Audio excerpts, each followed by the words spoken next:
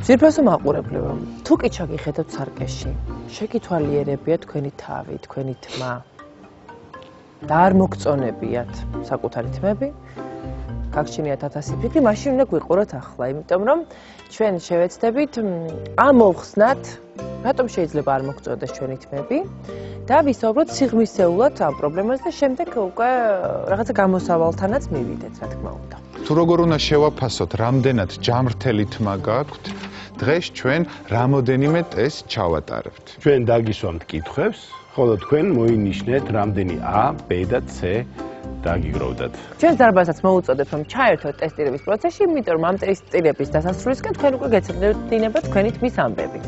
აბა პირველი ტესტირების მიდგომა. ნახოთ ახლა თქვენი თმის ღერი როგორია. გვაქვს სამი ვერსია, თქვენი ერთი თმის ღერი დაგჭირდება, ძვირფასო მაყურებლებო, რა ვიცი, აი ნახეთ, აი გრძელი თმა ბიჭებსაც გაქვთ. ამ ტესტირების გავლა ჯობია სველ ღერზე.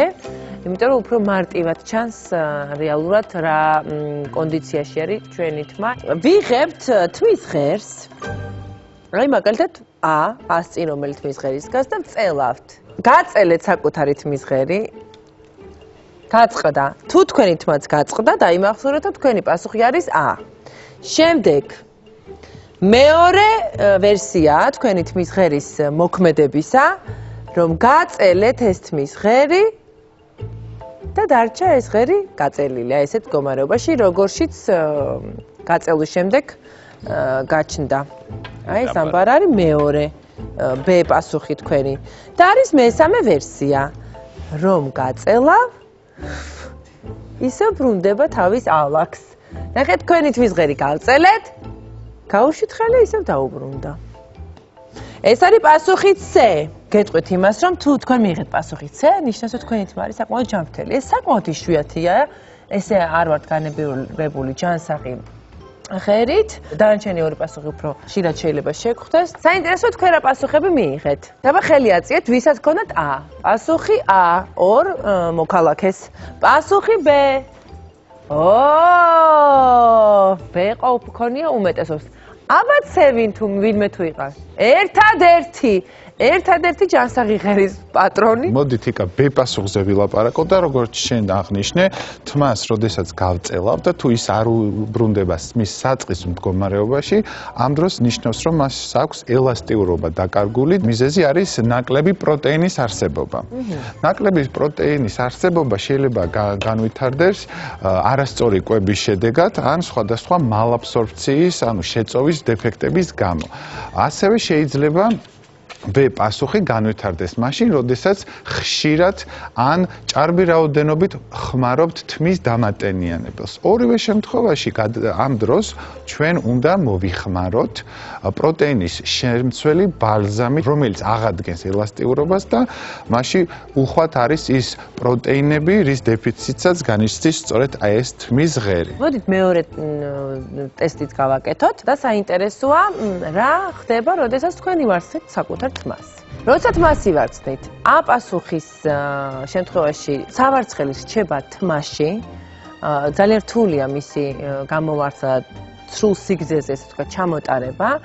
B შემთხვევაში ცოტა გართულებები და გრძნელებებით, მაგრამ მაინც ვაღწევთ სასურველ შედეგს, ხოლო რაც შეეხება C პასუხს, აი ესე სრიალით მოდის სავარცხელი, როგორ მოწონს. აბა ვის უსრიალებს თმები? C პასუხი ვის აქვს? ერთი არის სამი სრიალი. B პასუხი? აი ესე ცოტა გაძნელებით, მაგრამ მაინც ივარცხნებ. ერთ ადამიანს, ორს. და A ყავს ვინმეა? თავარია ვიცოდეთ რა ჭირს ჩვენს თმებს და უფრო მარტივი იქნება მათი გამოჯანსაღება. შემდეგი ტესტი მინდა ახლა შემოგთავაზოთ. რამდენ ხშირად იყენებთ თქვენ თმის საშრობ მოწყობილობებს? A პასუხი გახლავთ მათთვის, ვის აბაზანაშიც არის მუდმივად დამწვისუნი. მე შევსულ ვარ ესეთ აბაზანებში, მინდა გითხრათ. მეორე პასუხი, ანუ B პასუხი იქნება იშვიათად, რაღაც კვირაში რამდენჯერ მეხდება ეს, სადღესასწაულოდ შეიძლება დავუშვათ რაღაცა განსაკუთრებულ შემთხვევებში, ხოლო C პასუხის შემთხვევაში არასდროს არ იყენებ იწვევენ საშრობს. და კიდევ ერთი ამბავი უნდა გავარკვევთ, რამდენად არის თქვენი თმა მიდრეკილი სიმშრალისკენ. ამ ტესტირებისთვის გამოვიყენებთ აი ამ სამ ვერსიას თმისას და გავარკვევთ თავის დაბანიდან 45 წუთის გავლის შემდეგ რა კონდიციაში არის თქვენი თმა. სამი ვარიანტი გვაქვს. 45 წუთის შემდეგ შეამოწმეთ თქვენი თმა. როგორი იქნება ის? ანუ წვეთი წყალი არ აქვს, სრულიად მშრალი არის ეს თმა. ეს ერთი შემთხვევა, ერთი პასუხი. მეორე შემთხვევა. ხელსახოცი ოდნავ შესველდა, რაც ნიშნავს იმას, რომ ეს შავი თმა არის შედარებით ნახევრად მშრალია, მოკლედ ესე ვთქვათ, და მესამე ვერსია ვნახოთ როგორია. დავადე თავზე, ეს არის უკვე მესამე თმის ვერსია, საკმაოდ დასრულდა ხელსახოცი. რაც ნიშნავს იმას, რომ თმა თუ კი არის ჯანსაღი, რაც უფრო ჯანსაღია თმა, მით უფრო გვიან შრება. მოკლედ მთელი კონცეფცია ამაში მდგომარეობს, რადგანაც პირველი თმა უკვე მშრალი იყო 45 წუთის თავზე, ნიშნავს იმას, რომ საკმაოდ გამომშრალია თვითონ თმის ღერი და სასწრაფოდ ჭირდება დატენიანება. მეორე თმას რაც შეეხება, მეტნაკლებად შესაბამისად, მეტნაკლებად მშრალია ეს თმა, თუმცა ისიც საჭიროებს ერთგვარ გამოყვებას, ხოლო მესამე ვერსია არის სრულიად ჯანსაღი თმა. და კიდევ ერთი ტესტის შემოთავაზება შეგვიძლია ახლა. შემდეგი შეკითხვით, რამდენად ხშირად იყენებთ ქიმიურ საშუალებებს? ეს არის თმების დახვევა, თმების გასწორება, მათ შორის თმების შეღებვაც. წელიწადში 3-4 ან მეტი შემთხვევა არის ასეთი, წელიწადში ერთხელ ან ორჯერ და არასდროს არც იღებავთ, არც ისწორებთ, არც იხვევთ და ასე შემდეგ. მე მგონი ცხადია პასუხები ჯანმრთელობასთან მიმართებაში რომელი იქნება. მოდი ახლა შეაჯამეთ თქვენი შედეგები, ჩვენმა მაყურებლებმა თავიანთი შედეგები და ვიმსჯელოთ ახლა თითოეულ მათგანზე.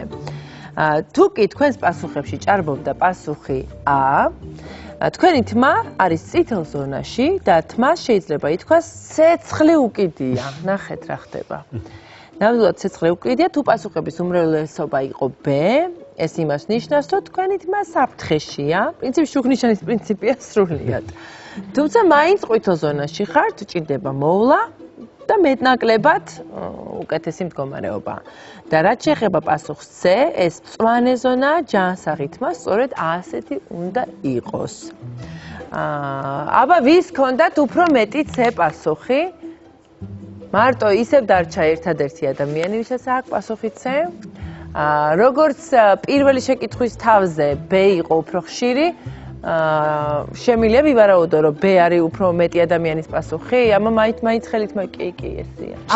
ყველაზე დაზიანებული და ესეთი გამომშრალი თმა. რამ სიგრძეა თქვენი თმა, რომ გადმოიყაროთ? თან საკმაოდ გრძელი თმაც გქონდეთ. და ესე კარგად გამოიყურება საკმაოდ, არა? შეღებილია? შეღებილია. გამომშრალია? ხელითაც გზნობთ? ესე იგი ტესტირება სწორად ჩავატარეთ ჩვენ და გულწრფელადაც უპასუხეთ. აქვე გასწავლით ახლა ერთ გამოსავალს. გერმანული ფარმაცევტული კომპანია Merz-ის სპეციალური დრაჟი არის შექმნილი თმის, კანის და ფჩხილის ჯანმრთელობისთვის. მისი განახლებული ფორმულის შემადგენლობაში შემავალი ანტიოქსიდანტების კომპლექსი A, C და E ვიტამინების სახით აჩქარებს უჯრედების განახლების პროცესს, ასევე ანეიტრალებს გარემო ფაქტორების მავნეზე გავლენას ქსოვილებზე, ანელებს დაბერების პროცესს და ბიოტინი აუმჯობესებს კანქვეშ სისხლის მიმოქცევას, რაც გავლენას ახდენს თმის ზრდაზე. მონაწილეობს კერატინის წარმოქმნაში, რომელიც უზრუნველყოფს თმის ელასტიურობასა და ჯანმრთელ ბზინვარებას. Merz-ის სპეციალური დრაჟი შეიცავს თუთიას, რკინას, B-ჯგუფის ვიტამინებს, კანის, ფრჩხილებისა და თმის ჯანმრთელი სტრუქტურის შესანარჩუნებლად. ასევე ალბათ ჩვენმა მაყურებელმა იცის, რომ თმის ღერი თუ არის დაზიანებული, ამ დროს ხდება კომპიუტერული დიაგნოსტირება, რომლის დროსაც ხდება თმის ღერის სკანირება. ნამდვილად ვიცით, რომ ასეთი შესაძლებლობა არსებობს ჩვენს ქვეყანაში. თაკო ჩორგოლაშვილი წავიდა მულტიპროფილურ კლინიკაში კანი და საინტერესოა იქ რა ტიპის კვლევები ჩაიტარა. შეიძლება ითქვას, რომ მართლა ძალიან დამამშვიდა, იმიტომ რომ ყოველ საღამოს, ყოველ დილით ჩემი ყოველი თმის ღერის ჩამოვარდნაზე აღარ მომიწევს ნერვიულობა. რა მაგარია.